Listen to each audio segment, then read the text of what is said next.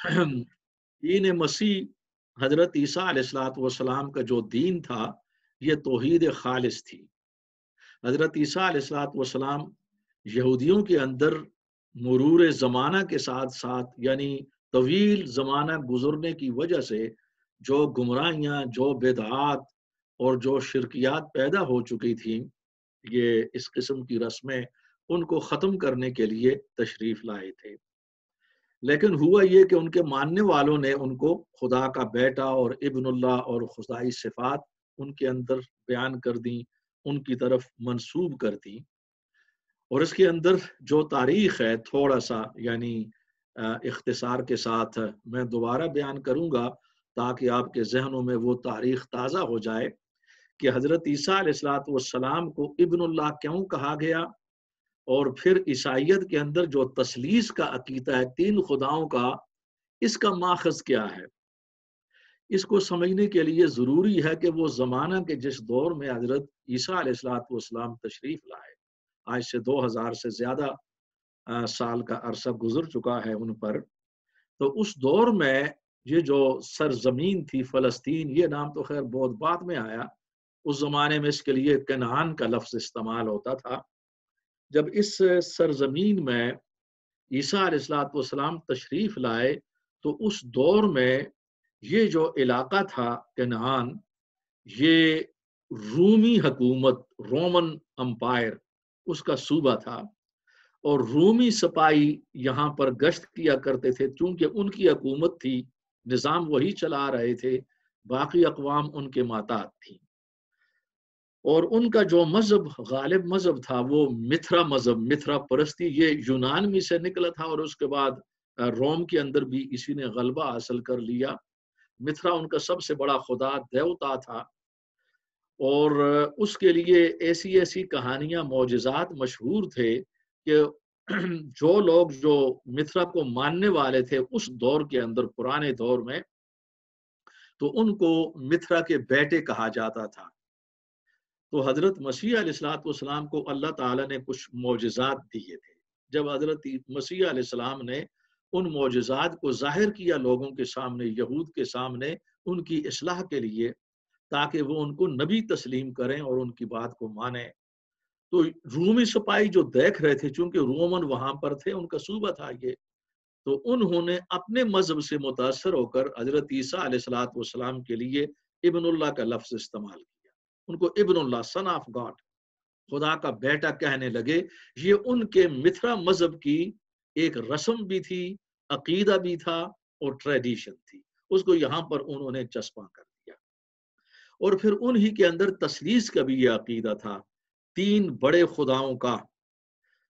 अब ये बात अगर आपके जहन में आ चुकी है, बैठ चुकी है, तो फिर तारीख ये कहती है कि हजरत ईसा अलैहिस्सलाम के इस दुनिया से रफ़ा के बाद, उठ जाने के बाद, फिर एक ऐसा इनकलाब आया कि एक शख्स सेंट पॉल ने हजरत ईसा अलैहिस्सलाम के नाम से ईसाइयत की तबलीग शुरू कर दी, और उसकी मुखालफत हजरत ईसा अलैहिस्सलाम के हवारियों ने, जो आपके बराह रास्त शागिर्द थे, उन्होंने तरदीद की।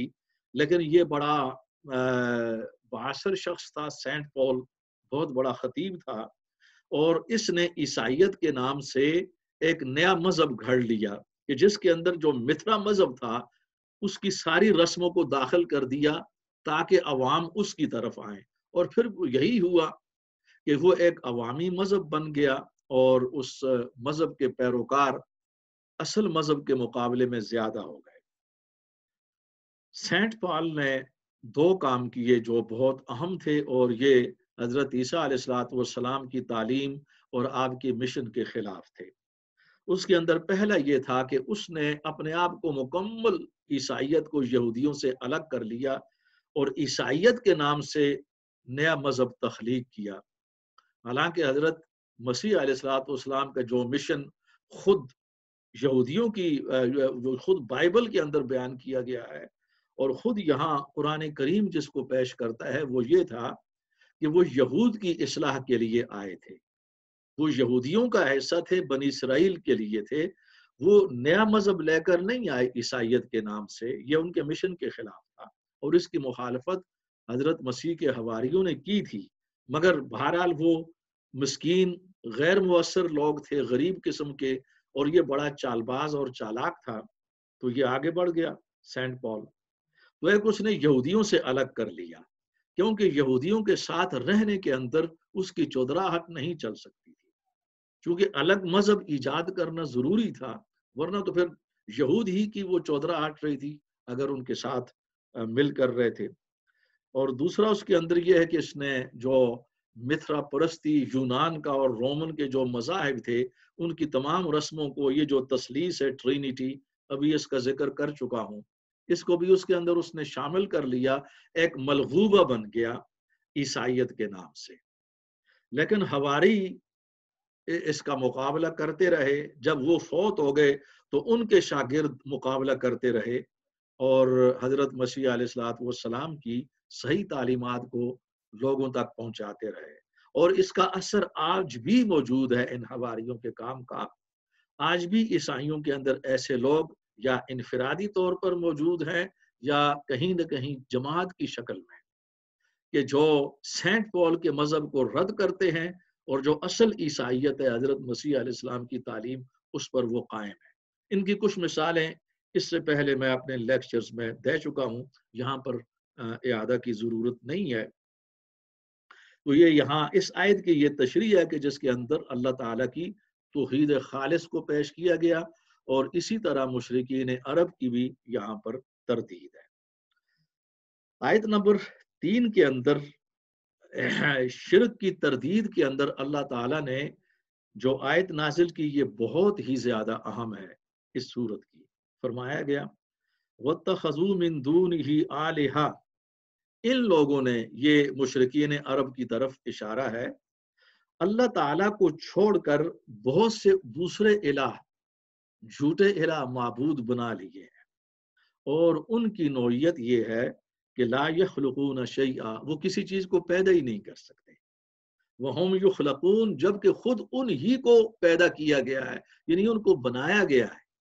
کسی چیز کو پیدا کرنا تو درکنار، خود ان لوگوں نے اپنے ہاتھوں سے ان بتوں کو تراشا ہے اور بنایا ہے، لکڑی کے ہیں، پتھر کے ہیں، مٹی کے ہیں، وغیرہ وغیرہ۔ جی، تو یہ ان کی وَلَا يَمْلِكُونَ لِأَنفُسِهِمْ ضَرًّا وَلَا نَفْعًا، اور وہ اپنے لیے کسی چیز کے بھی مالک نہیں ہیں، نہ تو وہ نقصان کے مالک ہیں اور نہ نفع کے، نہ کسی کو نفع دے سکتے ہیں نہ نقصان پہنچا سکتے ہیں۔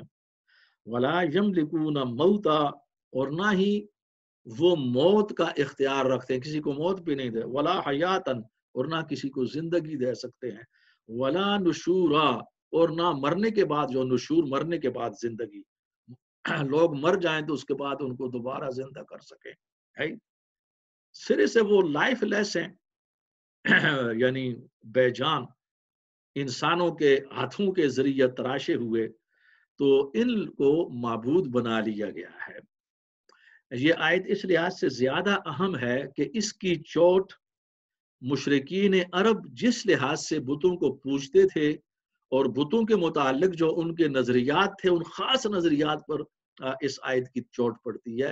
یہ آیت بہت اہم ہے، یعنی مشرکین عرب کو اس بات کا علم تھا کہ شرک کب سے شروع ہوا، شرک کی تاریخ کا پورا جانتے تھے کہ اس سے پہلے توحید تھی، اور وہ اپنے آپ کو حضرت ابراہیم علیہ السلام کی طرف منسوب کیا کرتے تھے، اور اس بات کا ان کو پورا یقین تھا، عقیدہ تھا کہ حضرت ابراہیم وہ موحد تھے اور انہوں نے کبھی بھی شرک نہیں کیا، بلکہ شرک کو ختم کیا، قلقمہ کیا سوسائٹی سے۔ اور اس بات سے وہ اچھی طرح آگاہ تھے کہ جن بتوں کو وہ خدا مانتے ہیں، نذرانے دیتے ہیں، ان کے سامنے سجدے کرتے ہیں، یہ ان کے اپنے ہاتھ سے بنائے ہوئے ہیں، یہ کہیں آسمان سے اس انداز میں اترے ہوئے نہیں ہیں۔ اس سلسلے میں خود ان کی اپنی جو اس زمانے میں شاعری تھی یا اس زمانے کے اندر کہانیاں تھیں، ان کے اندر بہت سا ایسا مواد ہے کہ جو نہایت دلچسپ بھی ہے۔ مثلا ایک دو مثالیں میں آپ کے سامنے رکھتا ہوں۔ ایک عرب، یعنی یہ زمانہ جاہلیت میں ایک عرب ایک عربی تھا بدو اور اس کے والد کو کسی نے قتل کر دیا. اب وہ اپنے خاص بت کے پاس گیا, اس کے آستانے پر. اس بت کا نام ذوالخلصہ تھا. تو وہاں پر جا کر اس نے ان پجاریوں کے ذریعے فائل نکالی, جو فال تھی, فائل نہیں فال, جی ہاں, جو پان سے نکالنا, فال نکالنا. تو وہ وہاں پر وہ پجاری ہوتے تھے, پروہت قسم کے لوگ, جو ان کے وہ نذرانے وصول کرتے تھے. یہ جھوٹ کا دھندا جاری تھا. آج ہمارے ہاں بھی یہ دھندے بہت زیادہ جاری ہیں, یہاں انگلینڈ کے اندر بھی ہیں. تو فال یہ نکلی کہ باپ کا بدلہ نہ لیا جائے. اس کا ارادہ بدلہ لینے کا تھا, چونکہ عرب کے اندر بدلہ لینا یہ بہت ضروری سمجھا جاتا تھا, قبائلی معاشرہ تھا. بدلہ نہ لینا یہ بزدلی سمجھا جاتا تھا. جب فال یہ نکلتی ہے کہ بدلہ نہ لے تو اس کو غصہ آ گیا, اور اس نے کچھ اشعار پڑھے اس بت کے سامنے, ذوالخلصہ کے سامنے کھڑے ہو کر, اور اسے پکارا کہ اے ذوالخلصہ, اگر میری جگہ تو ہوتا اور تیرا باپ قتل ہوتا تو پھر میں تجھ سے پوچھتا کہ ایسی تو جھوٹی بات کہہ سکتا ہے. یعنی اس کی توہین ہی کی, اس کو جھوٹا قرار دیا اپنے خدا کو. وجہ کیا تھی کہ وہ خود اپنے ہاتھوں سے بنائے ہوئے تھے. وہ شرک پوری طرح ان کے اندر دل کی گہرائیوں اور دماغ کی گہرائیوں تک نہیں پہنچا تھا, اوپر اوپر تھا. اور جب بھی ان کو غصہ آتا تھا تو ظاہر ہے کہ وہ اصل خدا کی طرف رجوع کرتے تھے, اور پھر ان کو وہ پھینک دیتے تھے ایک طرف. اسی طرح ایک اور واقعہ آپ کے سامنے بیان کرتا ہوں کہ ایک شخص بدو عرب اپنے اونٹوں کو لے کر اپنے خاص آستانے اس بت پر تھے, وہ اپنے اپنے الگ بت بنائے ہوئے تھے. تو اس کے پاس گیا تاکہ اونٹوں کو برکت ہو, وہاں پر اس کے سامنے کھڑا کر کے یا اس کے ساتھ ٹچ کیا جائے. یہ بڑا لمبا تڑنگا بت تھا, اور اس کے ساتھ قربانی کے خون لتھڑے ہوئے تھے, اور شکل بڑی ہیبتناک بنی ہوئی تھی. اونٹوں نے جب دیکھا کہ اونٹ بدک گئے, بدک کر اونٹ بھاگ گئے. اس کو غصہ آ گیا. یہ وہیں کھڑے ہو کر وہ اپنے اس خدا کو جس کو وہ پوجتا تھا, اس کو پتھر مارنے لگا اور گالیاں نکالنے لگا کہ میں تو تیرے پاس اپنے اونٹوں کو لے کر آیا تھا برکت لینے کے لیے, اور تو نے الٹا ان کو بھگا دیا. یعنی یہ صورتحال اس سے اندازہ کیا جا سکتا ہے کہ خود ان بتوں کے متعلق ان کا اصل عقیدہ اور اصل تصورات کیا تھے. دو بت بہت اہم تھے, ایک کو انہوں نے صفا کی چوٹی پر اور دوسرے کو مروہ کی چوٹی پر رکھا ہوا تھا, اور اس زمانے کے اندر یہ پہاڑیاں تھیں, آج تو نہیں ہے. ایک کا نام اصاف تھا اور دوسرے کا نام نائلہ تھا, دو بت. اور ان کے متعلق جو ان کا تصور تھا ذرا سن لیجئے. اس کے باوجود بھی وہ ان کو پوجا کرتے تھے, وہ ان کے خدا تھے. ان کے تصور میں یہ مرد اور عورت تھے کسی زمانے میں, اصاف اور نائلہ. انہوں نے کعبۃ اللہ کے اندر بدکاری کا ارتکاب کیا. اللہ تعالیٰ نے سزا کے طور پر ان دونوں کو پتھر بنا دیا, بت بنا دیا. اب ایک کو انہوں نے صفا پر, دوسرے کو نائلہ پر رکھ لیا اور ان کی پوجا شروع کر دی, اور ان کی حقیقت یہ تھی ان کے نزدیک. یہاں پر سوال یہ پیدا ہوتا ہے کہ اس کے باوجود جب قرآن نے ان کو مخاطب کیا, نبی علیہ الصلوۃ والسلام نے بڑے اچھے انداز میں شرک کی تردید کی, توحید کی طرف بلایا ان کو, حالانکہ توحید بھی ان کے ذہنوں کے اندر عقیدے میں موجود تھی. مخالفت کیوں, جبکہ صورتحال یہ تھی, تصورات ان کے لیے تھے بتوں کے متعلق. مشکل یہ تھی, اصل معاملہ یہ, اور یہ آج بھی مسلم امہ کے لیے آج بھی اور غیر مسلموں کے لیے بھی آج بھی حق کی طرف آنے کے لیے جو بڑی بڑی رکاوٹیں ہیں, ایک ان میں سے یہ بھی ہے جو ابھی بیان کیے دیتا ہوں کہ جو مذہب صدیوں سے, جو آبائی مذہب شرک کی بنیاد پر مستحکم اور اسٹیبلشڈ ہو چکا تھا, ان رسموں کو چھوڑنا آسان نہیں تھا. یہ آج بھی ہوتا ہے. ہمارے ہاں بہت سی رسمیں ہیں شادی پر, شادیوں کے علاوہ بھی, جن پر بہت بڑا خرچ ہوتا ہے, بہت بڑے نقصانات ہیں, اخلاقی نقصانات ہیں. ہم جانتے ہیں لیکن ہم چھوڑ نہیں سکتے. اسی پر قیاس کر لیں مشرکین عرب کو.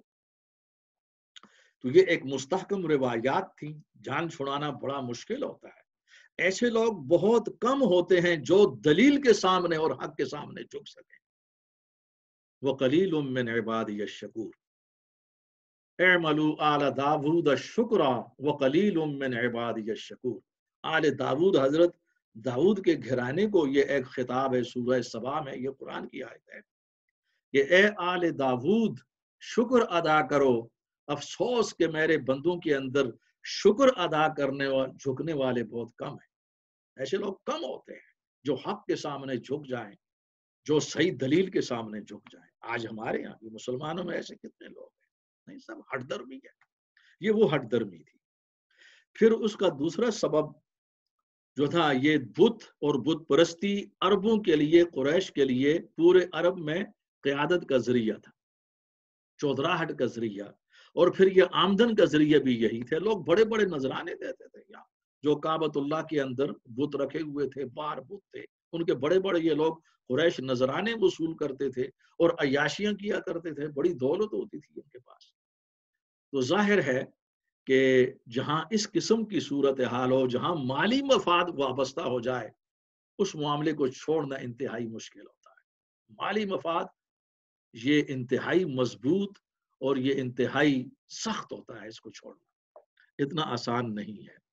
تو یہ ہے در حقیقت وہ تشریح جو اس آیت سے تعلق رکھتی ہے کہ جس کے اندر شرک اور بت پرستی اس کی پوری تردید کی گئی. اب آیت نمبر 4 جو ہے اس میں قرآن کریم کے حوالے سے جو اعتراضات مشرکین کے تھے انہیں پیش کیا گیا، اور اس حوالے سے ہم مستشرقین کو بھی یہاں پر تھوڑی دیر کے لیے لیں گے. آیت کا ترجمہ یہ ہے وَقَالَ الَّذِينَ كَفَرُوا إِنْ هَذَا إِلَّا إِفْكٌ افْتَرَاهُ. جن لوگوں نے کفر کیا، یعنی مشرکین عرب، اور خصوصاً یہ اشارہ قریش کی طرف ہے جو سردار تھے شرک کے بھی اور مخالفت کے بھی، کہ یہ قرآن اس کے علاوہ کچھ بھی نہیں ہے، کہ یہ ایک فیبریکیٹڈ چیز ہے جس کو افتراء کیا گیا ہے، خود گھڑا گیا ہے، اللہ کا کلام نہیں ہے. وَأَعَانَهُ عَلَيْهِ قَوْمٌ آخَرُونَ، اور اس شخص کی مدد کی گئی ہے. مدد کی ہے یعنی یہ نبی علیہ السلام کی طرف اشارہ ہے کہ اس کی مدد کی ہے کچھ لوگوں نے اس قرآن کو گھڑنے کے اندر. یہ ان کا جواب اللہ تعالیٰ نے یہ دیا اس آیت کے اندر فَقَدْ جَاءُوا ظُلْمًا وَزُورًا. تو انہوں نے بہت بڑے ظلم کا ارتکاب کیا یہ بات کہہ کر، اور بہت بڑا جھوٹ بولا ہے. یہاں پر اس کی تردید ہے. اس کے علاوہ بھی آگے بھی تردید آ رہی ہے کئی آیات کے اندر، لیکن بہرحال ہم اسی آیت پر اکتفا کریں گے. مشرکین عرب دلائل کے میدان میں عاجز آ گئے، قرآن کا مقابلہ نہیں کر سکے، پیغمبر کا مقابلہ نہیں کر سکے، تو انہوں نے اٹیک کرنا شروع کر دیا. یہ ہٹ درمی کی علامت ہوتی ہے کہ کسی کو بدنام کرنا.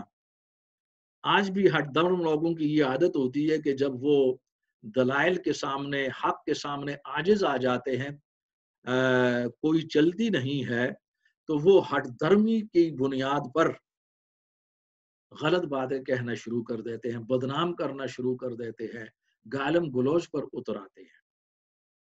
تو یہاں پر بھی ایسے ہی کیا گیا قرآن کے حوالے سے. اب اس بات کو وہ اچھی طرح جانتے تھے کہ اگر کچھ لوگ، وہ کون لوگ تھے جو نبی علیہ الصلوۃ والسلام کی اعانت کر رہے تھے، مدد کر رہے تھے قرآن کو لکھنے کے اندر. تو تفسیروں کے اندر آتا ہے کہ 3-4 آدمی تھے جن کے نام لیے، اور یہ آزاد کردہ غلام تھے، کمزور لوگ تھے ہوشیار. اب اگر حقیقت یہی ہوتی کہ نبی علیہ الصلوۃ والسلام کسی سے لکھواتے یا قرآن کو گھڑنے کے اندر استغفر اللہ کوئی ان کی مدد کرتا مکہ کے اندر، تو یہ بات ان مشرکین سے چھپی نہیں رہ سکتی تھی. وہ تو رات دن اسی ٹو میں رہتے تھے کہ ہوتا کیا ہے، کوئی چیز ان کو نہیں مل سکی. یہ ٹو وہ لگاتے رہے. اور جن غلاموں کی طرف اس بات کو منسوب کیا کہ وہ مدد کرتے ہیں پیغمبر کی، وہ تو عاجز لوگ تھے. اگر وہ حقیقتاً مدد کرتے تو ان کو ڈرا دھمکا کر مارنے کی بھی ضرورت نہیں تھی. صرف جیسے ہم کرتے ہیں نا، ذرا دھبکا لگانا، تڑی لگانا، تھوڑی سی تڑی لگا دی تو انہوں نے سب کچھ اگل دینا تھا ان غلاموں نے بیچاروں نے، ایسا بھی نہیں کیا انہوں نے، یہ محض الزام کا الزام تھا۔ پھر یہ بھی ممکن نہیں ہے کہ جن لوگوں نے نبی علیہ الصلوۃ والسلام کو پیغمبر مانا، ایمان قبول کیا آپ کی دعوت پر، کہ جن کے اندر حضرت ابو بکر جیسے، حضرت علی جیسے، عبد الرحمن بن عوف، عثمان بن عفان، طلحہ بن عبید اللہ جیسے اور بھی بڑے بڑے لوگ تھے، یہ بڑے دانا اور بڑے حکیم لوگ تھے، یہ کیسے ممکن تھا کہ ایک شخص کتاب گھڑ رہا ہے، ہاں جی، اور پھر وہ اس کو اللہ تعالیٰ کی طرف منسوب کر رہا ہے، اور ان عظیم انسانوں سے جو مسلمان ہوئے یہ ساری صورتحال ڈکی چھپی رہ گئی؟ ایسا ممکن نہیں ہے۔ یہ وہ تجزیہ ہے جو مشرکین عرب کے حوالے سے ہمارے مفسرین نے کیا ہے۔ یہی اعتراض مستشرقین نے 1100 سال بعد قرآن کے حوالے سے، یا پہلے نہیں، اس لیے جو استشراق ہے نا، مستشرقین، اورینٹلزم، وہ ویسٹرن تھنکرز، ویسٹرن سکالرز کہ جنہوں نے اسلام کا مطالعہ کیا، عربی زبان کا مطالعہ کیا، اسلامی علوم کا مطالعہ کیا، اور اس حوالے سے بہت کچھ لکھا، مخالفت کے اندر بھی اور موافقت کے اندر بھی، مگر موافقت میں لکھنے والے کم ہیں، مخالفت میں زیادہ ہیں۔ تو یہ جو ویسٹرن سکالر، ان کو مستشرقین کہا جاتا ہے، اورینٹلسٹس، تو انہوں نے بھی یہی اعتراضات کیے ہیں کہ مشرکین عرب نے تو یہ کہا تھا کہ خاص خاص افراد ہیں جن کے انہوں نے نام لیے تھے مکہ کے اندر، وہ مدد کرتے ہیں۔ تو ان مستشرقین نے کہ جن کے اندر یہودی بھی ہیں، عیسائی بھی ہیں، ایتھیسٹ وغیرہ بھی ہیں، تو انہوں نے یہ کہا کہ اس زمانے کے اندر جو عیسائی تھے ان سے یہ معلومات حاصل کی پیغمبر اسلام نے، محمد نے، اور اس کے لیے کوئی انہوں نے دلیل پیش نہیں کی۔ اس کی بھی حیثیت وہی ہے جو مشرکین عرب اور مشرکین مکہ کے اعتراض کی، یعنی یہ ایسی چیز اگر فی الواقعہ ہوتی اس زمانے کے اندر، تو عیسائیت اس زمانے کے اندر بہت زیادہ مضبوط تھی اور ان کے ساتھ بڑی بڑی لڑائیاں ہوئیں، اور یہ ساری صورتحال کھل کر سامنے آتی۔ حقیقت کو کون چھپا سکتا ہے، اور یہ کب تک چھپی رہتی؟ یہاں بھی وہی جواب ہوں گے کہ جو ان کو دیے گئے۔ اس سلسلے میں ہمارے سامنے ایک کارلائل کی بہت بڑی شہادت ہے۔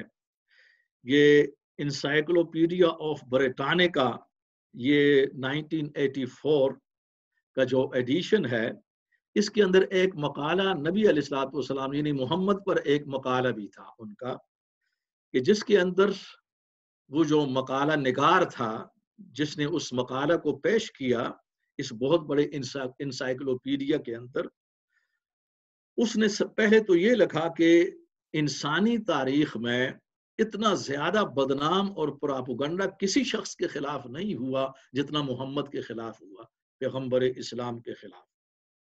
پھر وہ لکھتا ہے کہ قرون وسطیٰ یعنی میڈیول پیریڈ، قرون وسطیٰ کے جو مسیحی علماء تھے، پادری تھے، انہوں نے پیغمبر اسلام کو بدنام کرنے کے لیے بہت بڑا پراپوگنڈا کیا، بڑا لٹریچر لکھا جس میں ان کو فریبی ثابت کیا۔ استغفر اللہ، یہ استغفر اللہ میں اپنی طرف سے کہہ رہا ہوں، مقالہ نگار نہیں، وہ غیر مسلم ہے۔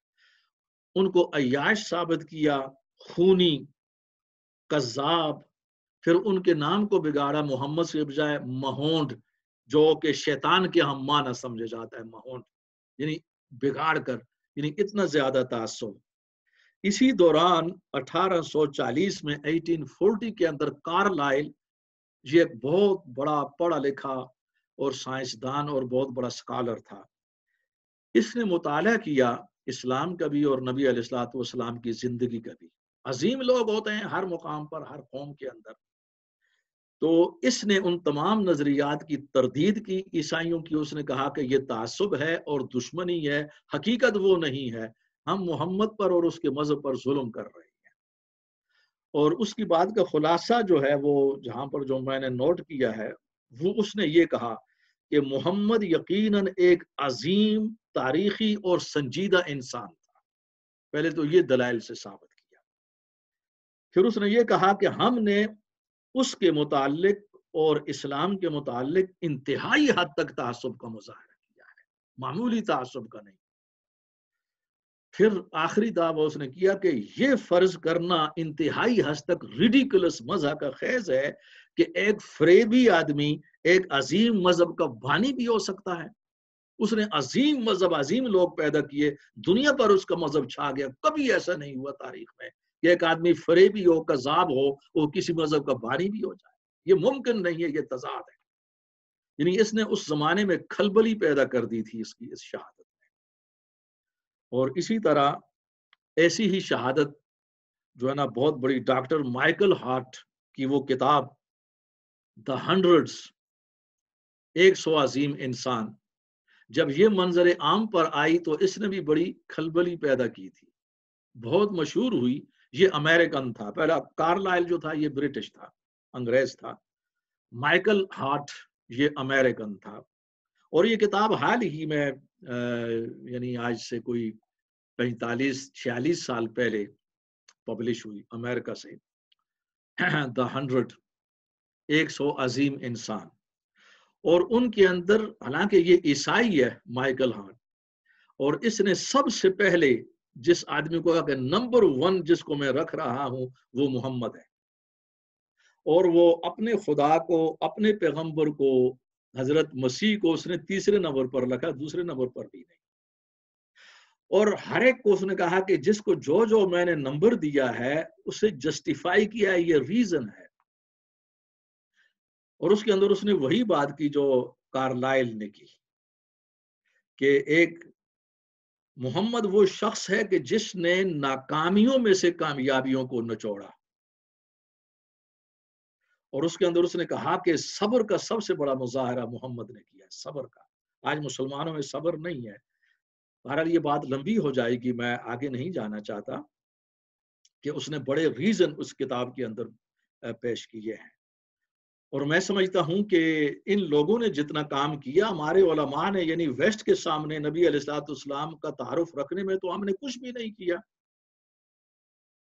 जिन स्कॉलर्स ने जवाब दिया है वो मास जवाब की हद तक है, वो सारी कम्युनिटी तक वो जवाब नहीं पहुंच सका। हम तवील अरसे से यहाँ पर सबसे बड़ी एक कम्युनिटी है, यानी माइनॉरिटीज के अंदर सबसे बड़ी हम माइनॉरिटी है, हम मुसलमान। लेकिन हम ये काम नहीं कर सके जो कार्लाइल ने किया और जो माइकल हार्ट ने किया। और भी कुछ लोग हैं, और भी हैं इनके अलावा। तो उसकी वजह यह है कि हमारे उलमा दावती ज़हन नहीं रखते, क्योंकि तवील जमाना तक फुतूहात का जमाना था मुसलमानों का, तो वो फुतूहाती जहन गालिब आ गया हमारे उलमा पर, दावती जहन नहीं। फुतूहाती जहन के तात यह है कि दुनिया हमारे मातात हो। जब वो दुनिया छिन गई तो हम इंतकाम की तरफ आ गए, और इस्लाम का और नबी अलैहिस्सलाम का हम तारुफ पेश न कर सके, इंतकामी जहनीयत की वजह से, क्योंकि दावती जहनीयत नहीं थी। ये एक बुनियादी वजह है कि इस जहन से हम लोग महरूम हैं, और इसको सीखने की और इसकी तरफ आने की जरूरत है। आयत नंबर 7 की तरफ में आता हूं कि जिसके अंदर नबी अलैहिस्सलाम की ज़ात के हवाले से मुशरिकीन के एतराज़ात हैं। अल्लाह ताला फरमाता है, इनको नकल करते हैं, वक़ालू मा लिहाज़र रसूल याकुलुत तआम व यमशी फिल अस्वाक़। उन्होंने ये कहा, एतराज़ किया मुशरिकीन ने, कि इस रसूल की तरफ देखिए, उसको क्या हो गया, ये यानी रसूल बना फिरता है, पैगंबर, हालांकि ये खाना खाता है और ये बाजारों के अंदर चलता है, जिस तरह हम खाना खाते हैं बाजारों में चलते हैं। और इसके साथ ये दावा करता है कि ये रसूल भी है और नबी भी है। बड़ी अजीब बात है। हाँ जी, लौला उन्ज़िला इलैहि मलक, अगर ये रसूल था तो फिर इस पर फरिश्ता क्यों ना नाजिल होता, फयकून मआहू नज़ीरा, और इसके साथ साथ वो लोगों को डराता फिरता, ओए बंदे दे पुत्र बन जाओ, ठीक हो जाओ, ये अल्लाह का नबी है, मैं फरिश्ता हूँ। और लोगों को पता चल जाता ये फरिश्ता है, फौरन ईमान ले आते। ऐसा क्यों नहीं हुआ? ये उनका एतराज था कि जिसको यहाँ पर नकल किया गया। इसमें इशारा इस तरफ है कि लोगों का जो उमूमी जहन रसूल और नबी के मुतालिक होता है उसे बयान किया गया है। यानी एक عام انسان یا کوئی بھی انسان نبی اور رسول نہیں ہو سکتا. اسے یا فرشتہ ہونا چاہیے یا بادشاہ کی طرح بہت بڑا ہونا چاہیے، دولت مند. عام آدمی نبی اور رسول نہیں ہو سکتا. اصل میں کوئی بھی پیغمبر اور نبی جب اپنی دعوت کا آغاز کرتا ہے تو آغاز کے اندر وہ ایک عام انسان نظر آتا ہے. اس وجہ سے لوگ مخالفت کرتے ہیں اور ان کا گمان اس طرف نہیں جاتا کہ یہ نبی بھی ہو سکتا ہے، چونکہ اس کی جو عظمت کی تاریخ بعد میں پیدا ہوتی ہے. دعوت کے آخری مراحل میں یا درمیانی مراحل میں آہستہ آہستہ جب لوگ شامل ہوتے ہیں، چلتے چلتے اس کی عظمت سامنے آتی ہے، آغاز میں نہیں ہوتی. آغاز میں وہ لوگوں کو چونکہ عام انسان نظر آتا ہے، اس لیے پھر اس کی مخالفت کرتے ہیں اور اعتراض کرتے ہیں کہ ایسا عام آدمی کہ جس کے پاس دولت بھی نہیں ہے، اتنا بڑا سردار اور بادشاہ بھی نہیں ہے، یہ کیسے نبی ہو سکتا ہے. آپ کے سامنے ایک بنی اسرائیل کی مثال بیان کی تھی حضرت طالوت کے حوالے سے، کہ جب بنی اسرائیل کے جو عمالقہ اور دوسری قوموں کے مظالم سے جب تنگ آ گئے تو پہلے یہ جہاد نہیں کرتے تھے ان کے خلاف، حالانکہ پیغمبر ان کو تنبیہ کرتے تھے. لیکن آخر میں ایسا ہوا کہ جب انتہائی حد تک مظالم بڑھنے لگے تو وقت کے پیغمبر کے پاس یہ گئے کہ کوئی امیر مقرر کر دیں، کوئی بادشاہ ہمارے اوپر مقرر کریں تاکہ اس کی قیادت میں ہم نکلیں اور ان ظالموں کے خلاف جہاد کریں. تو پیغمبر نے اللہ تعالیٰ کی وحی کے مطابق انہیں کہا کہ یہ جو طالوت ہے نا تمہارے اندر، یہ تمہارا امیر اور تمہارا بادشاہ ہے. فوراً اعتراض کر دیا، یہ کیسے ہو سکتا ہے؟ انا یکون لہ الملک علینا ونحن احق بالملک، اس سے تو ہم زیادہ بہتر ہیں، وہ تو کنگلا ہے. اور کنگلے لوگ جو ہیں وہ کیسے جو ہے نا امیر یا بادشاہ ہو جائیں. ہاں جی. تو پھر وہ پیغمبر نے ان کو سمجھانے کی کوشش کی کہ ایسے مت کرو، یہ قیادت جو ہے اس کا دولت کے ساتھ، اثر رسوخ کے ساتھ تعلق نہیں ہوتا، یہ صفات ہوتی ہے. تو یہاں پر بھی مقصد وہی ہوتا ہے کہ جو ان کے ذہن کے اندر قیادت کے حوالے سے جو لوگوں کا ذہن ہے وہ دولت اور اثر رسوخ کی طرف جاتا ہے. یہ ایک انسانی فطرت ہے اور آج بھی قیادت کے حوالے سے ہمارا مسلمانوں کا یہی تصور ہے. آج مسلمانوں کی بھی اکثریت ان کا ذہن یہود والا ہے یا عام انسانوں جیسا، کہ ہم بھی یہ چاہتے ہیں کہ جو لوگ ہمارے حکمران ہوں وہ ٹھیک ٹھاک کھاتے پیتے لوگ ہوں، وہ بااثر لوگ ہوں. اور ان کے مقابلے میں جو طالوت ہوتے ہیں وہاں پر تو چونکہ پیغمبر تھے ان کی مخالفت وہ کر نہیں سکتے تھے، مجبور آ چکے تھے اس مقام پر. پہلے کرتے تھے ان پیغمبروں کی، اس مقام پر بنی اسرائیل مجبور تھے، ماننا پڑا. لیکن آج ہمارے سامنے تو کوئی پیغمبر نہیں ہے اور ہم بے شمار طالوتوں کو رد کر دیتے ہیں. وجہ کیا ہے؟ اس کے باوجود بھی کہ کھاتے پیتے لوگ، دولت مند لوگ جو حکومت کے ایوانوں میں بیٹھے ہوئے ہیں وہ کرپشن کرتے ہیں، ظلم کرتے ہیں، اس کے باوجود بھی ہم چاہتے ہیں کہ ایسے لوگ ہوں. دیانتدار لوگ، ایماندار لوگ، کام کرنے والے لوگ، سچائی پر قائم رہنے والے لوگ ہم کم پسند کرتے ہیں کہ وہ ہمارے حکمران. وجہ کیا ہوتی ہے؟ وجہ یہ ہوتی ہے کہ وہ بیچارے عام جس لوگ ہوتے ہیں ان کے پاس کوئی دولت نہیں ہوتی. صرف وجہ یہ. یہاں پر بھی معاملہ وہی کہ یہ ہماری طرح چلتا پھرتا ہے، کھانا کھاتا ہے بازاروں میں ہماری طرح، یہ کیسے نبی ہو سکتا ہے؟ نبی تو کوئی فرشتہ ہو، کھانے پینے سے یا مستثنا ہو، یا اگلی آیت کے اندر یہ ہے کہ اس کے پاس بہت بڑا خزانہ ہونا چاہیے.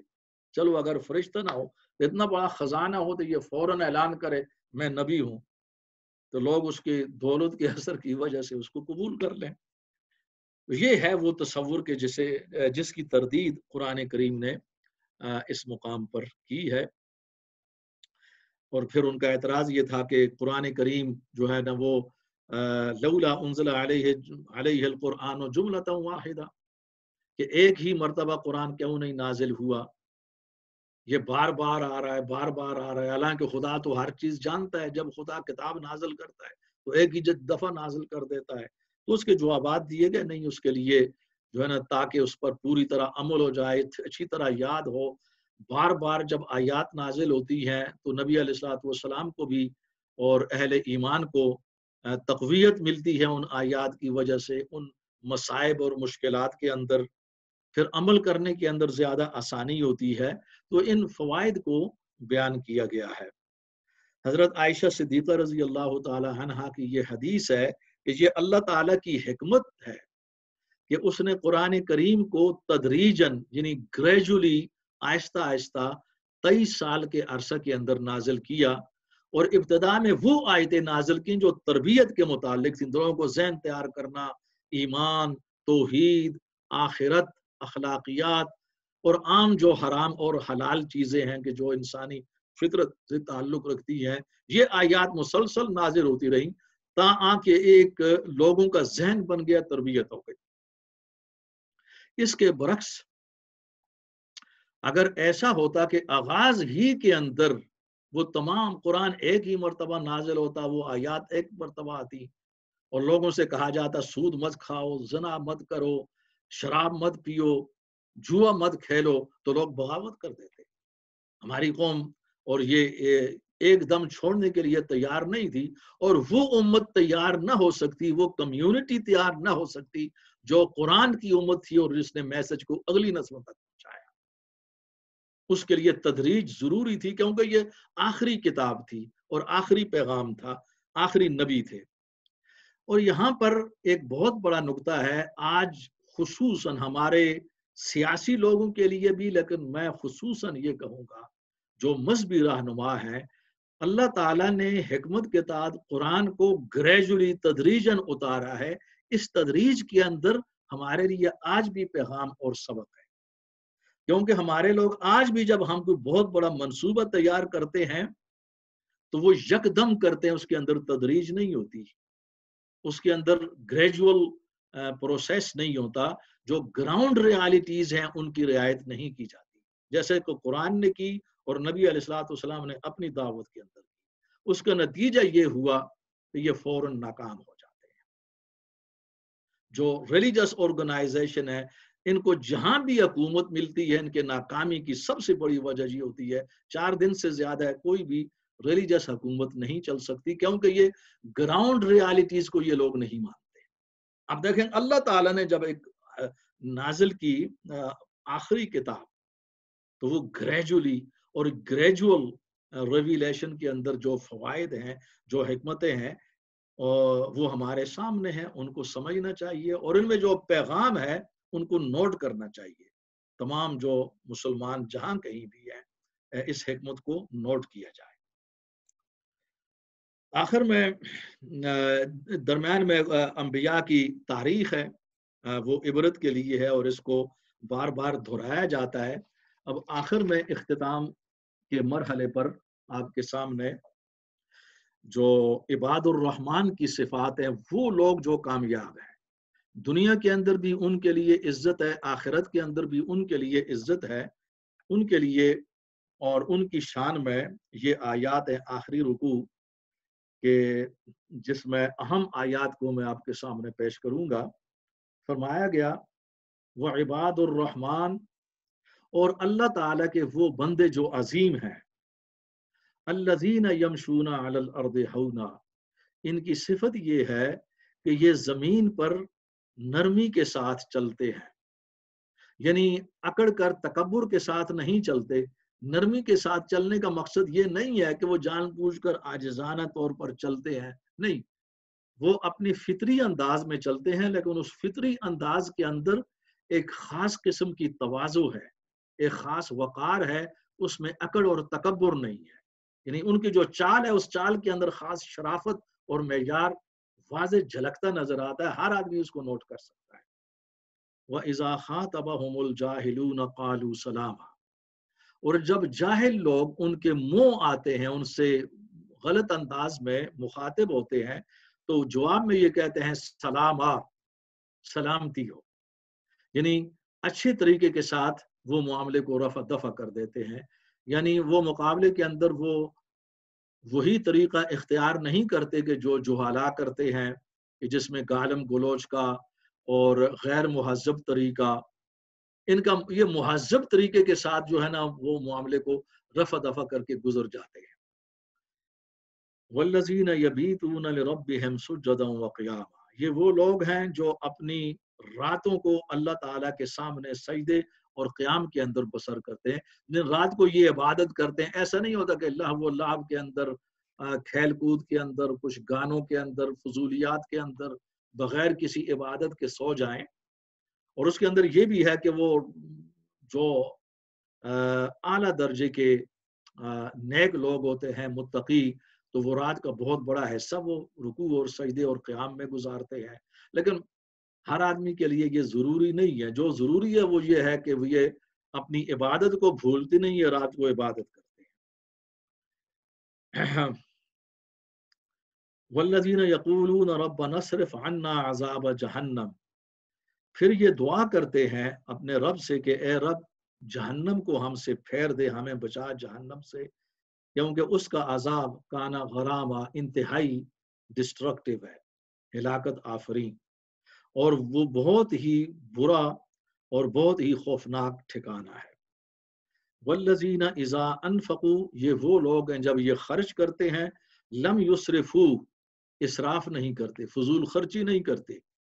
خرچ کرنے کے اندر ہمارے ہاں یہ ہے کہ اللہ تعالیٰ کے راستہ میں خرچ کرنا ہو تو ہم گن گن کر خرچ کرتے ہیں، لیکن اپنی ناموری کے لیے اور دوسرے دنیا کے معاملات کے اندر ہم بہت ہی زیادہ فضول خرچیاں کرتے ہیں، جہاں پر ہمارا نام ہو جائے یا جہاں دوسرے کوئی دنیاوی مفاد ہیں۔ تو ایسا نہیں ہے، جب وہ خرچ کرتے ہیں تو وہ فضول خرچی نہیں کرتے، ولم یقتروا، اور نہ ہی وہ روکتے ہیں، بخل کرتے ہیں۔ بخل کرنا بھی یہ ایک بہت بڑی بیماری ہے، بہت بڑا گناہ ہے۔ بخل کا مطلب یہ ہوتا ہے کہ ایک انسان کے پاس ٹھیک ٹھاک دولت ہے اور وہ خرچ نہیں کر رہا، نہ اپنے اوپر، نہ اللہ کے راہ میں، نہ اپنے بچوں پر۔ یہ بہت بڑا ظلم ہے، اس کو ظلم قرار دیا گیا ہے۔ اور بخیل جتنا بڑا عابد و زاہد کیوں نہ ہو، وہ جنت کو نہیں جا سکتا۔ یہ بات یعنی یہ حدیث بھی ہے اور قرآن کریم کے اندر اس کی بہت بڑی مذمت ہے۔ وَكَانَ بَيْنَ ذَلِكَ قَوَامًا، اور ان دونوں کے درمیان جو درجہ ہے یہ وہ اس پر رہتے ہیں، یعنی اعتدال پر، نہ اسراف کرنا، فضول خرچی، ایکسٹراویگنٹ، اور نہ ہی بخل، سٹنگینس، یہ بھی نہیں، کنجوسی بھی نہیں، درمیان والا مسئلہ۔ اور یہ وہ لوگ ہیں کہ جو لا یدعون مع اللہ الہا آخر، وہ اللہ تعالیٰ کی توحید پر قائم ہے، یہ شرک نہیں کرتے، کسی اور کو الہ نہیں بناتے۔ ولا یقتل النفس التي حرم اللہ الا بالحق ولا یزنون، اور نہ ہی کسی اس نفس کو قتل کرتے ہیں کہ جو قابل احترام ہے، قتل بھی نہیں کرتے اور یہ زنا بھی نہیں کرتے۔ اس لیے کہ یہ بہت بڑے گناہ ہیں، قتل بھی اور زنا بھی۔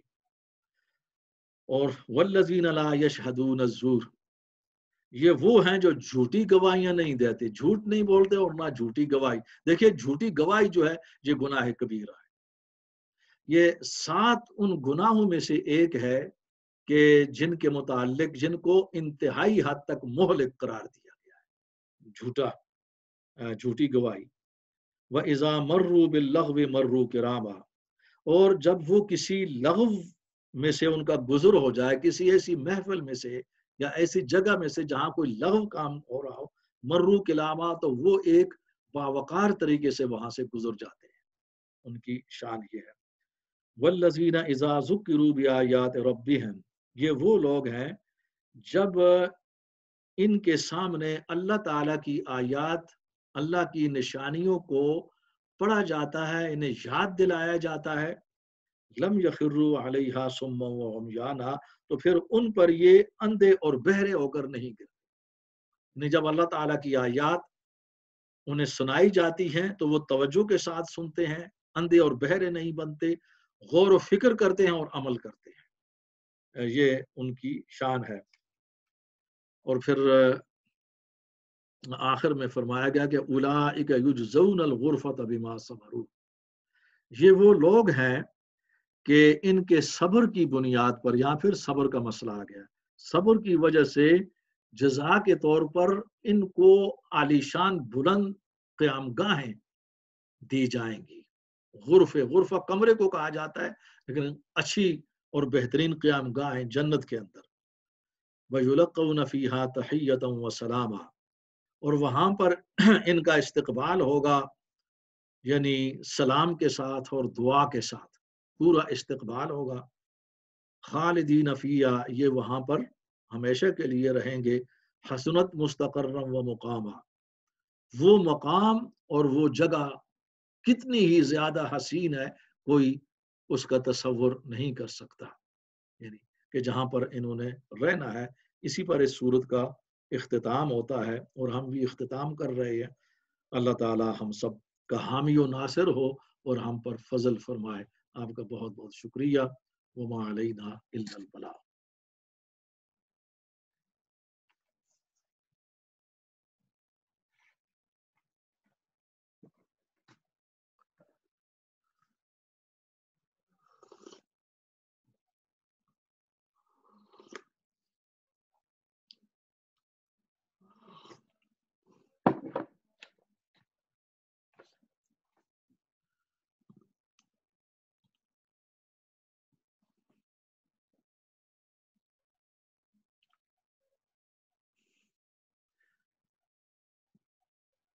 जी, आप हजरात के अब सवाल, कोई कंट्रीब्यूशन?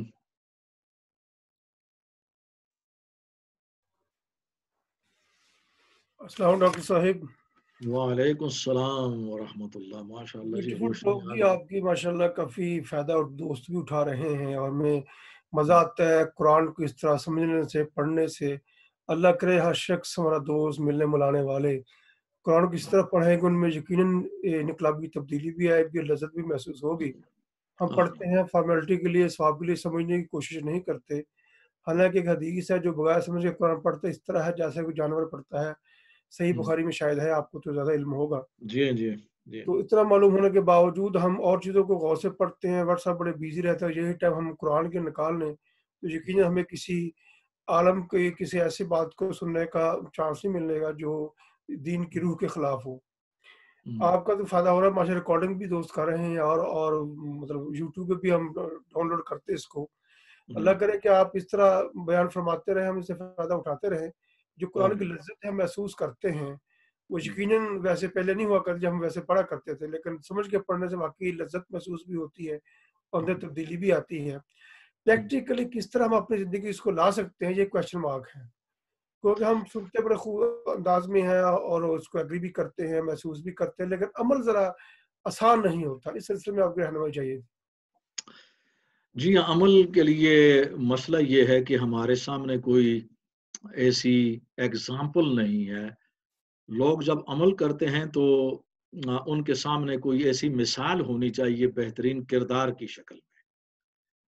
एक तो ये है कि हमारे यहाँ ऐसी मिसालें बहुत कम हैं, और कम मिसालें होने की वजह से अमल जो है वो आम नहीं होता। अमल उस वक्त आम होता है जब ये मिसालें जो है ना बहुत ज़्यादा हों, ऐसे लोग हों, उलमा हों, और उसके अलावा भी लोग हों हमारे मुआशरे के अंदर, कम्युनिटी के अंदर, कि जो इस लिहाज से एक किरदार रखते हों। जब हम नबी अलैहिस्सलातु वस्सलाम और आपके फॉलोअर सहाबा और बाद में आने वाले जो दौर हैं, उनके लोगों को देखते हैं तो वहाँ बहुत ज़्यादा मिसालें नज़र आती हैं।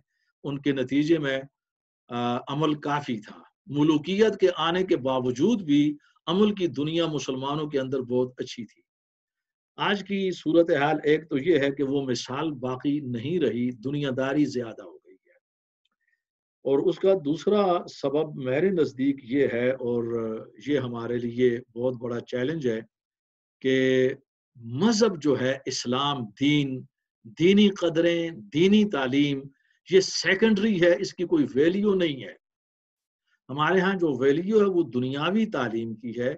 दीनी तालीम के लिए कोई ऐसी रेस्पेक्ट मुआशरे के अंदर, ऐसी जॉब के जिसके साथ रेस्पेक्ट मुंसलिक हो मुआशरे के अंदर, वो नहीं है। और चूंकि ये सेकेंडरी हो गई है, एक किस्म की ऑप्शनल है, तो लोग अमल को भी ऑप्शनल समझते हैं कि कोई ज़रूरी नहीं है।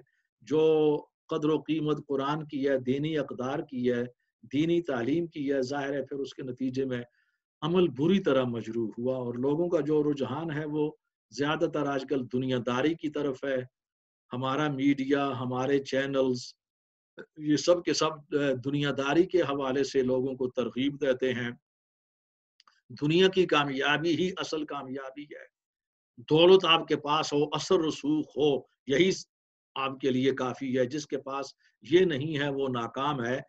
اس تصور کو عام کیا جا رہا ہے میڈیا کے ذریعے، چینلز کے ذریعے، ریڈیو کے ذریعے، ہر جگہ سے. اور ظاہر ہے کہ پھر اس کا نتیجہ بہت زیادہ بے عملی ہے.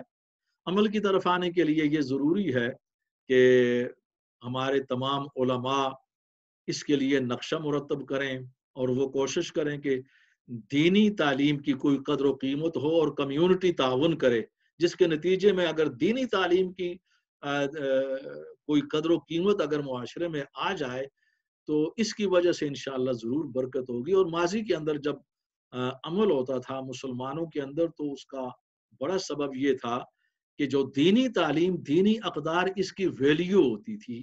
جو لوگ اس زمانے میں بادشاہ بنتے تھے، ان کے وزیر ہوتے تھے، گورنر تھے، وہ دینی تعلیم سے گزرا کرتے تھے. نصاب تعلیم کے اندر دین ہوتا تھا، دین اور دنیا دونوں. آج یہ مسئلہ نہیں ہے. جسے اقبال نے کہا تھا نا، کوئی زمانہ میں معزز تھے مسلمان ہو کر، اور تم خار ہوئے تارک قرآن ہو کر. یہ فرمایا کچھ احباب یہ کہتے ہیں قرآن جو ہے اس میں کوئی ایسا نظام ڈیٹیل سے نہیں دیا گیا ہے، بس ایک اشارات دیا گیا جس سے آپ نظام بنا سکتے ہیں. یہ کہاں تک بات درست ہے؟ اکثر لوگ سننے میں آج تک سے ایسی باتیں کرتے ہیں محفلوں میں. نہیں، بہت سی باتیں لوگ ایسی کرتے ہیں کہ انہوں نے قرآن کا مطالعہ ہی نہیں کیا. اب وہ عام لوگ تو بیچارے ان کو آپ مرفوع القلم ہی سمجھ سکتے ہیں، معاف کر سکتے ہیں. لیکن آپ نے لاسٹ ٹائم ایک بات بتائی تھی اپنے ریڈیو کے کسی پروگرام پر کہ اپنے بزرگوں کی خدمت یا ان لاز کی خدمت کے حوالے سے انہیں قرآن میں کوئی چیز نہیں ہے اور یہ کوئی اس طرح کی قانونی چیز نہیں ہے. یہ ان فرائض میں سے نہیں ہے جو قانونی ہے. تو آپ دیکھیں کہ اور آپ نے یہ کہا تھا کہ وہ ان میں سے کوئی ایک صاحب عالم بھی تھے. جب علماء کی یہ حالت ہو کہ وہ قرآن سے اتنے نابلد اور اتنے ناواقف ہیں تو عام لوگ ایسی باتیں کریں گے. تو آپ کی بات کا اصل جواب یہ ہے کہ قرآن کریم کے اندر بلا شبہ دنیا کے اندر تو کروڑوں اربوں کوئی عدد ہی نہیں ہے ایسی چیزیں وجود میں آتی ہیں. ان سب کا ذکر قرآن میں نہیں ہوتا. یعنی قرآن تو ایسی کتاب نہیں ہے کہ وہ ہر وقت نازل ہو رہی ہے، ہر دور، ہر دن، اور ہر دن میں آنے والے واقعات کو بتاتی رہے. قرآن تو مکمل ہو چکا ہے. اس کے اندر اصول ہیں، وہ اصول بیان کیے گئے ہیں اور ان اصولوں کی روشنی میں ہم ہر چیز کو سمجھ سکتے ہیں جو حق ہے یا باطل ہے، ہر چیز کا فیصلہ کر سکتے ہیں. پھر اس کی تشریح نبی علیہ الصلوۃ والسلام کی سیرت ہے اور مستند احادیث ہیں قرآن کی تشریح، ان کو ساتھ ملا کر ہر چیز کا فیصلہ ہو جاتا ہے. یہ ہے وہ اصل بات.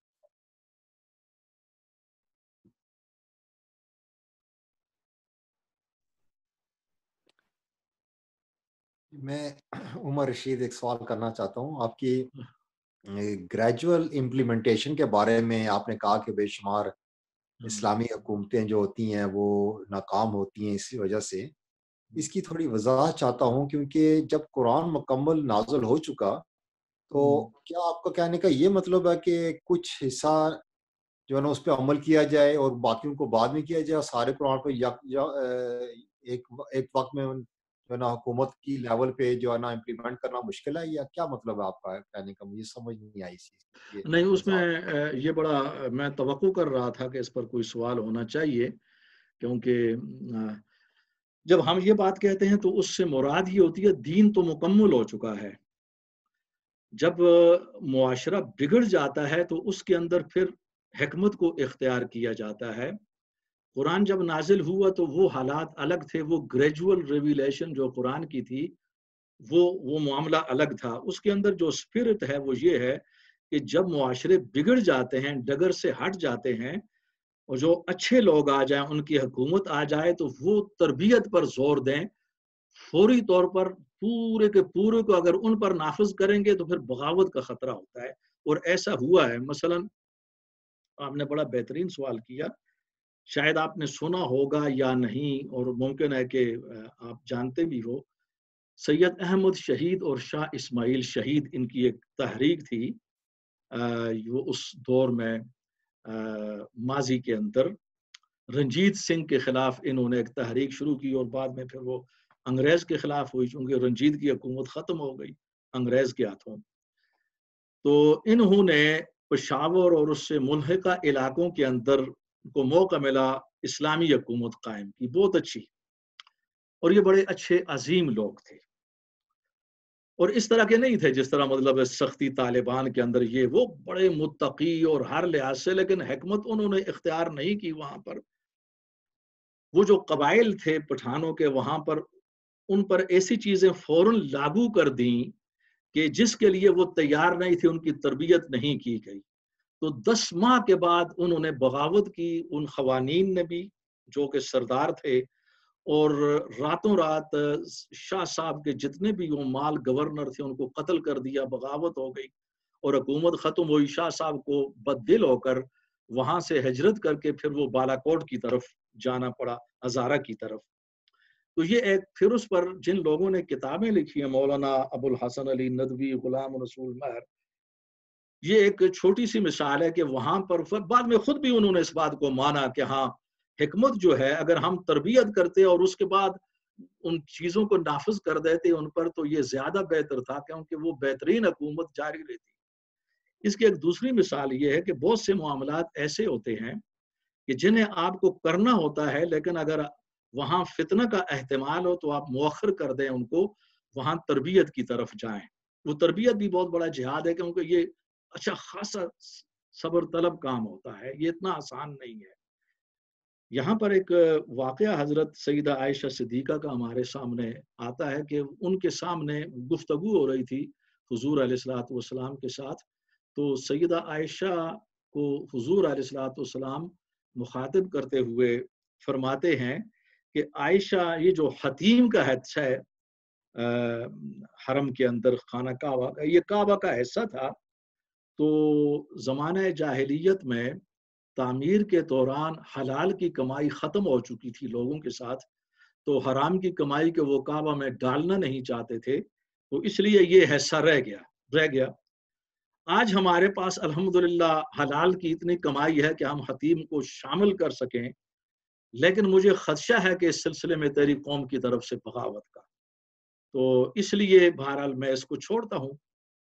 تو یہ وہ معاملہ ہے کہ وہ اتنا زیادہ کو دین کے لیے ضروری بھی نہیں تھا, لیکن ایک حضور پاک صلی اللہ علیہ وآلہ وسلم کا یہ فرمانا کہ ابھی اس کے لیے موقع نہیں ہے, تو یہ بھی ایک سنت ہے کہ ہم بجائے اس کے کہ ایک چیز کو, حکمت کو نظر انداز کرتے ہوئے فوراً نافذ کریں اور اس کا نتیجہ بغاوت ہو کر آپ بھی کچلے جائیں, ختم ہو جائیں اور نظام بھی نہ چل سکے, اس میں گریجول سسٹم ہوتا ہے کہ ان کی تربیت کی جائے, بتا دیا جائے کہ ہم یہ کرنے والے ہیں اور یہ ہوگا کہ ان کے اسلام کا حصہ ہے, لیکن تربیت کے مراحل سے ان کو گزارا جائے گا تاکہ وہ اسلامی حکومت ایک طویل عرصہ تک, بلکہ ہمیشہ تک قائم رہ سکے.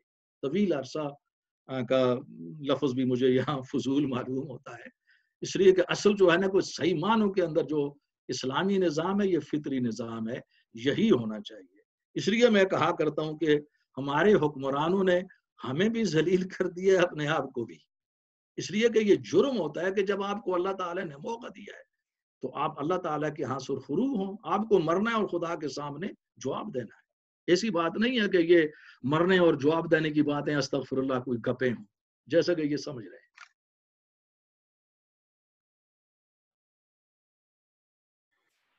بدقسمتی سے وطن عزیز پاکستان میں علماء کرام متفقہ طور پر قانون نہیں پاس کرا سکے. زیادہ دور میں شریعت بل پیش ہوا تھا پارلیمنٹ میں, ایک فرقہ نے بسوں کو آگ لگانا شروع کر دی کہ ہمیں شریعت منظور, شریعت بل نامنظور ہے. آج تک ہم انگریز کے قانون کے مطابق زندگی تو گزارے ہیں, لیکن وہ جو 85-88 میں قانون پاس ہونے لگا تھا اس کو اگنور کیا گیا علماء کی طرف سے. حالانکہ کہتے ہیں ہر جماعت میں ایسے علماء موجود ہوتے ہیں جو یہ ابیلٹی رکھتے ہیں کہ جدید دور کے عین مطابق اسلام کے احکامات و قانون سازی کی جا سکتی ہے. اسلامی نظارتی کونسل موجود ہے, علماء حضرات موجود ہیں. پاکستان واحد ملک کوئی بھی ایسی چیز جو اسلام کے خلاف منظور نہیں ہو سکتی، لیکن اس کے باوجود اسلامی قانون کیوں نہیں نافذ کیا جا رہا؟ حالانکہ علماء حضرات پارلیمنٹ میں بھی ہیں، پاور میں بھی ہیں، ہر گورنمنٹ میں بھی ہیں، ان کی بات مانی بھی جاتی ہے، ان کی سے بھی ہے. کیا یہ علماء حضرات اس قابل نہیں ہے کہ اسلام کی صحیح تشریح کر کے موجودہ حالات کے مطابق اس کا کوئی فیصلہ کروا سکے؟ علماء کا جو المیہ ہے وہ ان کے اپنے مسلکی مفادات ہیں، چونکہ مسلوں کے اندر مسلکوں میں بٹے ہوئے ہیں، اور جو تعلیم دی جاتی ہے، چونکہ یہ لوگ زیادہ تر تو دینی مدارس سے پڑھ کر نکلتے ہیں، کوئی اسلام آباد یونیورسٹی یا پنجاب یونیورسٹی سے پڑھ کر تو نہیں نکلتے. دینی مدارس کے اندر جو نصاب ہے، جو تعلیم دی جاتی ہے، اس سے پڑھ کر اور فارغ ہونے کے بعد یہ اس قابل نہیں رہتے کہ یہ جو بات آپ نے کی ہے، اتنا بڑا جو نصب العین ہے، ملی ہے، اسلام کے لیے ہے، قوم کے لیے ہے، اتنا کھلا ذہن وہ نہیں ہوتا. وہ نظام تعلیم یہ ذہن نہیں دیتا. ان کے اندر ایک تعداد ہے، ان ہی مدارس سے وہ پڑھ کر نکلی ہوئی ہے، کھلا ذہن ہے، لیکن آپ یوں سمجھ لیں کہ ان پر اللہ تعالیٰ نے اچانک کرم کر دیا ہر لوگ، لیکن وہ تھوڑی تعداد میں ہے. اس بات کی ضرورت ہے کہ کوئی ایسا دباؤ کہیں سے آئے یا کوئی ایسی مخلص حکومت آ جائے جو علماء کو اس لحاظ سے اکٹھا کر سکے. ورنہ جو مسلک پرستی ہے یہ بہت ہی زیادہ سٹرونگ ہے، اور اس کو میں بت سمجھتا ہوں. اور جیسا کہ ابھی بتوں کے حوالے سے بتایا گیا کہ ان لوگوں کو، مشرکین کو تو معلوم تھا ہمارے اپنے ہاتھ کے بنائے ہوئے ہیں، پھر جب بھی غصے ہوتے تھے وہ 3-4 سنا دیتے تھے، ان کو 1-2 واقعات آپ کے سامنے پیش کیے گئے. اس کے باوجود بھی بت پرستی کے ساتھ وہ وابستہ تھے اور حق کی مخالفت کرتے تھے، کیونکہ وہ مفاد ہوتا ہے، اس میں مفاد. تو مسلک کے ساتھ ان کے مفادات ہیں.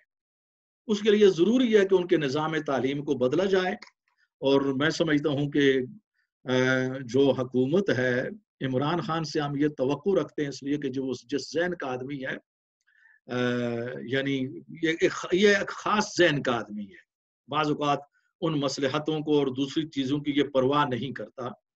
اچھا، تو اس ذہن کا آدمی اگر یہ رسک لے کر، خطرہ لے کر، یہ میں خطرہ کہوں گا تو مجھے معلوم ہے کہ اس طرف یہ لابی بڑی تکڑی اور بڑی مضبوط ہے، اگر یہ نصاب تعلیم چینج کر لے دینی مدارس کا کسی طرح تو بہت بڑی تبدیلی آ سکتی ہے. توقع ہم اسی سے کرتے ہیں، چونکہ دوسرے تو مصلحت پسند ہے. یہ ٹھیک فرمایا. جب بھی ایسی بات کرتے ہیں تو وہ کہتے ہیں یہ یہودیوں کا ایجنٹ ہے، یہودیوں کا داماد ہے، یہ تو وہ اس سے آگے بڑھیں گے. وہ یہودیوں کا نہیں، وہ تو نمرود اور فرعون کے ساتھ ملائیں گے. اس لیے کہ علماء کی زبانیں بڑی لمبی ہوتی ہیں، ان کے لیے کوئی انتہا نہیں ہے، اور اس کو جسٹیفائی کرنے کے لیے ان کے پاس بڑے بڑے دلائل ہیں. خادم رضوی کو آپ نے سنا ہوگا، جو وہ زبان استعمال کرتا ہے اور جسٹیفیکیشن. یہ ہتھیار، یہ لائسنس اگر ہر آدمی کو دے دیا جائے تو اسپتالیں بھر جائیں، جگہ نہ رہے، لوگ زخمی ہو جائیں دوسرے کے ساتھ. اور ان لوگوں کو شرم بھی نہیں آتی کہ ایک چیز جب آپ کے لیے جسٹیفائی ہوگی تو ہر آدمی کو لائسنس دینا پڑے گا. اور اگر ہر آدمی وہی زبان دوسرے کے لیے بازاروں میں، گھروں کے اندر، مساجد کے اندر، کہیں بھی اگر وہ استعمال کرے گا تو ہر جگہ لڑائی ہوگی، ہر جگہ لڑائی. یہاں تک ان کا ذہن نہیں جاتا، کیونکہ غور و فکر یہ لوگ نہیں کرتے. یہ بہت آگے جائیں گے. یہ یہودیوں کا ایجنٹ یہ معمولی بات ہے. بالکل ٹھیک کہا آپ نے کہ زخم جو ہے نا جی وہ ایسے برا نہیں کرتا. ہم یہی کہہ سکتے ہیں کہ میرے زخم کو نہ دیکھو، لہو لہو کتنا، میرے احباب سے کہہ دو کچھ اور آزمائیں. صحیح ہے، صحیح ہے. یہ آپ کا بہت شکریہ ڈاکٹر صاحب. جزاک اللہ. السلام علیکم ڈاکٹر صاحب. وعلیکم السلام ورحمۃ اللہ. جی ڈاکٹر صاحب، جہاں تک قرآن کا تعلق ہے، وہ مسلمانوں کی کتاب نہیں ہے، بلکہ وہ ایک یونیورسل پیغام ہے جو مسلمانوں کے ساتھ ساتھ غیر مسلم لوگوں کے لیے بھی ایک ایکولی ویلڈ ہے. جی. اب میں نے دیکھا کہ ہم جو ہے، جیسے آپ نے کہا کہ ہمارا سب سے جو بڑی خامی ہے کہ ہم دعوت نہیں دیتے میں نے اکثر دیکھا ہے کہ سٹی سینٹر میں جاؤ تو وہاں عموماً 1 یا 2 اسٹال لگے ہوتے ہیں جو اسلام کی اشاعت کرتے ہیں اور لوگوں کو کتابیں دیتے ہیں، لیکن ان سے میں نے 1-2 دفعہ قرآن شریف بھی لیا، لیکن ہے کہ وہ عام زبان میں قابل فہم زبان میں نہیں ہے، اس میں موٹے موٹے الفاظ استعمال ہوتے ہیں اس کی جو ٹرانسلیشن میں، جو ایک عام آدمی کے لیے سمجھنے کے لیے بہت مشکل ہے۔ سوال میں یہ پوچھنا چاہ رہا تھا کہ آیا کوئی ایسا قرآن اویلیبل ہے جس کی ٹرانسلیشن ایک قابل فہم زبان میں ہے جو ایک آدمی آسانی سے سمجھ سکے؟ ایک سوال تو یہ ہے۔ دوسرا سوال میرا یہ ہے کہ آپ نے کہا کہ یہاں علماء کا فرض بنتا ہے کہ ہمارے بچوں کو دینی تعلیم دیں، لیکن میں سمجھتا ہوں کہ دینی تعلیم کے ساتھ ان کی دینی تربیت بھی ہونی چاہیے۔ مسجد میں وہ آپ کو پڑھا دیں گے کہ 5 ٹائم کی نماز پڑھیں اور آپ روزے 1 مہینے کے روزے رکھیں، لیکن وہ یہ شاید یہ بھی بتائیں کہ صفائی جو ہے وہ نصف ایمان ہے۔ تو آیا مسجد کی ٹوائلٹس دیکھ لیں یا مسجد کے ارد گرد اسٹریٹ کو دیکھ لیں تو غلاظتوں کے ڈھیر پڑے ہوتے ہیں وہاں پہ، تو کسی عالم کی اور کسی لیڈر کی یہ کوشش نہیں ہوتی کہ وہ نمازیوں کو اپنے ساتھ لے جائیں اور اپنے ہی علاقے سے صفائی کرنا شروع کر دے؟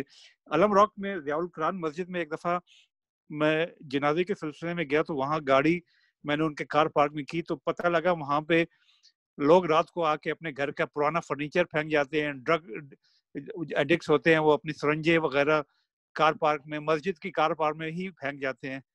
وہاں پہ والنٹیئرس جو ہوتے ہیں وہ جا کے ساری چیزیں صفائی کرتے ہیں۔ تو اگر یہ ہم لوکل سطح پہ ہر مسجد والے اپنے نمازیوں کو اس بات کو پہ آمادہ کریں کہ ان کے ساتھ جا کے ان کے اپنے محلے کو صاف کر لیں، تو یہ بھی ایک اسلام کی بہت بڑی خدمت ہوگی۔ کیا سمجھتے ہیں آپ؟ جزاک اللہ۔ پہلے سوال کی طرف آتے ہیں، دعوت۔ یہ در حقیقت دعوت کا ایک ادنا معمولی سا حصہ ہے جو ادا کیا جاتا ہے ہمارے کچھ دوستوں کی طرف سے سٹالز کی شکل میں۔ اسے ہم کہہ سکتے ہیں کہ بیٹر دین نتھنگ ہے۔ اس سے کوئی تبدیلی نہیں آتی، لیکن پھر بھی ہم اپریشیٹ کرتے ہیں کہ کچھ نہ کچھ ہو رہا ہے۔ مگر دعوت پر اس کے بعد 3 یا 4 لیکچرز ہمارے آئیں گے، لیکن وہ دوسرے گروپ کے اندر آ رہے ہیں انشاءاللہ یہ سنڈے کے دعوت کے حوالے سے۔ چونکہ آپ وہاں پر ہوتے ہیں تو اس کو ہم ڈسکس کریں گے کہ اصل میں دعوت کیا ہے۔ اس میں کوئی شک نہیں کہ ابھی تک ہم اس قابل نہیں ہو سکے کہ ایسا لٹریچر کہ جو ویسٹرنرز کو، ویسٹرن ریڈر کو اپیل کر سکے according to their level of understanding, according to their approach, according to their methodology, according to their line of arguments, according to their what you call it concerns. یعنی وہ literature ابھی ہم کو تیار کرنا ہے، اور اس کے لیے میں سمجھتا ہوں کہ جو ہماری اسلامی تنظیمیں ہیں ان کو انویسٹ کرنا چاہیے۔ اور میں آپ سے اتفاق کرتا ہوں کہ جو لٹریچر وہ وہاں پر دیتے ہیں ان کی زبان اس طرح کی نہیں ہوتی، اور قرآن کی جو ٹرانسلیشن ہے وہ بھی اس انداز میں نے، البتہ ایک ٹرانسلیشن جو جسے ہم سجیسٹ کر سکتے ہیں عام فہم زبان کے اندر، یہ مولانا وحید الدین نے اس کو تیار کیا ہے۔ یہ نیو دہلی سے تعلق رکھتے ہیں، بہت بڑے اسکالر ہیں۔ یہ ٹرانسلیشن جو ہے نا یہ ویسٹرن کنسرن کو سامنے رکھتے ہوئے انہوں نے تیار کی ہے۔ It may be suggested for non-Muslims۔ دوسرے سوال کی طرف آتے ہیں کہ یہ تو ہمارا بہت بڑا المیہ ہے جس کی طرف آپ نے اشارہ کیا کہ ہماری مساجد کے اندر اسلام نہیں ہے۔ ہم دیکھتے ہیں کہ وہ ایک رواجی اور کلچرل اسلام ہے جس کی روح ہونی چاہیے، جس میں تربیت ہے۔ نماز پڑھنے والے فیشن کے لیے آتے ہیں، 30 سال 40 سال ہو چکے ہیں، اس کے بعد وہ فوت ہو جاتے ہیں، اسی حالت میں وہ اپنی تربیت نہیں کرتے۔ اسی طرح جو ہمارا نظام ہے بچوں کو پڑھانے کا، मसाजिद के अंदर ये कल्चरल है, एक नॉमिनल है कि जिसके अंदर को नॉन प्रोफेशनल लोग होते हैं, वो पुराने तरीके के साथ उसको पढ़ा दिया जाता है, चंद सूरतें रटा ली, नमाज याद करा दी, कुरान मुकम्मल कर दिया, जाओ जी, कोई तरबियत नहीं। वो बच्चे उसके बाद उनके वो भूल ही जाते हैं सब कुछ, और इसलिए कि तरबियत नहीं होती, और निजाफत के हवाले से तो है ही नहीं। असल मसला ये है कि उलमा जो हैं वो कमेटियों के मातहत हैं। यही थोड़ी देर पहले जुगनू साहब से भी यही बात हो रही थी कि मजहब और दीनी अक़दार जो हैं ये तालीम हमारे यहाँ सेकेंडरी है। असल जो इसेंशियल है और जिसकी वैल्यू है वो दुनियावी तालीम की और दुनियावी जॉब्स हैं जो जिनके वक़्त है हमारी नज़र में। तो उलमा चूंकि ये मातात हैं, एम्प्लॉइज होते हैं, और फिर इनकी कोई माशी जिंदगी नहीं होती, ये डिपेंडेंट होते हैं कमेटियों पर और उस चंदे पर बेचारे, तो ये नहीं कर सकते कुछ भी। उनके मादात वो ये है कि वो फिर इख्तिदार कमेटी के पास होता है, खजाना उनके पास होता है, निजाफत के लिए इन्वेस्टमेंट होती है, तरबियत के लिए इन्वेस्टमेंट होती है, ये प्रोफेशनलिज्म है। और इन उमूर के लिए जो पैसा होता है वो बैंकों के अंदर वो रखा होता है, उनके पास होता है, जो इंतजामिया है वहां पर। जो हमारा तजर्बा है, कोई इमाम, कोई आलिम कोई किरदार अदा नहीं कर सकता। असल भी ये है कि इस निज़ाम को बदलने की ज़रूरत है। ये बहुत गलत है, और इसकी वजह से कोई खातिर खा फवायद नहीं हो रहे, और बिल्कुल ये गिलासतें और ये गंदगियाँ होती हैं, और इसका कोई भी एहसास नहीं है हमारे लोगों को। डॉक्टर साहब, आपकी इजाज़त से मैं शेयर करूँ, क्योंकि हम डॉक्टर इजाज़ मियाँ के साथ दा वर्क में जाते थे। मतलब हम स्टॉल लगाया करते थे मौजूदे लाइब्रेरी में, हॉल में, लाइब्रेरी में, वहाँ पढ़े लिखे गोरे आते थे। वो एक पैकेट तरह उसमें कुरान का नुस्खा होता था, कुछ किताबें होती थी। मैंने डॉक्टर साहब आप इनको क्यों कुरान देते हो, जो एक मुसलमान नहीं समझ सकता, आप इनको दोगे जाके बिल में फेंक देंगे। इनको एक प्रॉपर लिटरेचर थे, जो लोग इस्लाम कबूल कर रखा, किस तरह वो मुतासर हुए थे, इनमें शौक पैदा करे, तब जाके इनको कुरान की तरफ लेके आए। कुरान तो आम मुसलमान नहीं समझ सकता, जो नमाज 5 वक्त पढ़ता है, उनको भी बकायदा किसी आलिम के पास जाना पड़ता है समझने के लिए, बैकग्राउंड समझने के लिए। तो कुरान पाक में 114 सूरतें हैं, एक 6,600 आयातें मुबारक है, हर एक बैकग्राउंड है। 22 साल 6 में 23 दिन ये नाजिल हुआ था। आप सिर्फ 2 घंटों में कैसे इनको कुरान दे के वो इस्लाम की तरफ ला सकते हैं? आप उनको इस तरह ऐसे लिटरेचर दें जिसमें लिखा हो कि जो लोग मुसलमान हुए थे क्यों हुए थे, किस तरह मुतासर हुए थे। जब वो कन्विंस हो जाए फिर उनको कुरान की तरफ लेके आए, तब इनका फायदा होगा। आप उनको देंगे जाके बिल में फेंक देंगे। इस तरह वो थोड़ा सा उन्होंने सोचा कि आप ठीक कह रहे हो। इसलिए कोई जो दावा वर्क है ये कोई आसान काम नहीं है। हमें इस कौम की लिटरेचर को पढ़ना चाहिए, उनकी साइकी पढ़नी चाहिए, लॉजिकली इनसे बात करें, फिर भी कन्विंस होंगे। ये कुरान को तो नहीं समझते ना हदीस को समझते हैं। ये मेरा पर्सनल एक्सपीरियंस था। जी हाँ, बहुत बहुत मैं आपके साथ इत्तेफाक करता हूँ। यही कुछ देर पहले मैंने अर्ज किया कि अभी दावत के हवाले से गुफ्तगू बाकायदा शुरू नहीं हुई। ये बहुत बड़ा कॉम्प्रिहेंसिव प्रोजेक्ट है, और इस दावत का मुखातिब चंद लोग नहीं है, पूरी कम्यूनिटी है। कम्यूनिटी किस तरह है, लोग किस तरह हैं, इसका एक ऐसा खिदमत है, इसका एक ऐसा इंटरेक्शन है, कम्यूनिटी के साथ ताल्लुकात हैं, इंटीग्रेशन है। हम सेग्रीगेशन, आइसोलेशन के अंदर हैं, तो इंटीग्रेशन जो है ना वो किस हद तक कैसी होनी चाहिए, ये सारे मामलात इंशाअल्लाह हम डिस्कस करने जा रहे हैं। दावत बहुत अहम है। दावत जो हमारे आम लोगों के जहन के अंदर जो दावत का तस्वर है ये महदूद है। जो तस्वर कुरान ने पेश किया है वो तो बहुत जामे, बड़ा खूबसूरत है। अगर हम उस पर अमल करें तो इस वक्त तो तारीख बदल चुकी होती, इस मुल्क की भी और हमारी भी। सब दुआ फरमा दें प्लीज। आमीन। ठीक है, दुआ कर दें। अभी गलबा नींद पे नवाज़ पढ़नी है। अल्हम्दुलिल्लाह रब्बिल आलमीन वस्सलातु वस्सलामु अला रसूलिही मुहम्मद व आलिहि व सहबिही। अल्लाहुम्मा अरिनल हक़्क़ हक़्क़न वरज़ुक़ना इत्तिबाअह व अरिनल बातिला बातिला वरज़ुक़ना इज्तिनाबा।